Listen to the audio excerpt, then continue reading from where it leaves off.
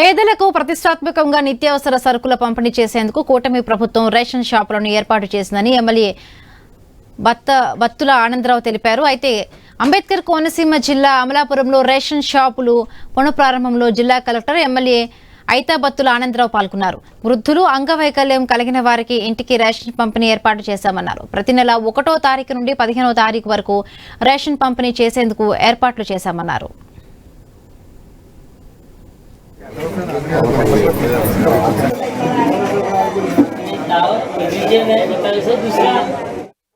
వెళ్ళి బండెట్టి ఇవ్వటం వల్ల అనేక నష్టాలు జరిగినాయి. ఆ రోజు ఆ వీధిలో వాళ్ళు లేకపోతే నెక్స్ట్ మళ్ళీ 5-6 వీధుల అవతలకి వెళ్ళి మళ్ళీ రేషన్ తెచ్చుకోవాలా. ఇప్పుడు అలాంటిది ఏముండదు. 15 రోజుల పాటు ఎప్పుడైనా వచ్చి పట్టుకెళ్ళవచ్చు. అదే ఉదయం 8 గంటల నుంచి మధ్యాహ్నం 12 గంటల వరకు, సాయంకాలం 4 గంటల నుంచి రాత్రి 8 గంటల వరకు మరి సుదీర్ఘంగా ఈ రేషన్ కార్యక్రమాన్ని ప్రభుత్వం తీసుకుంది. కాబట్టి ఇది చాలా గొప్ప విషయమని ఒక వీధిలోకి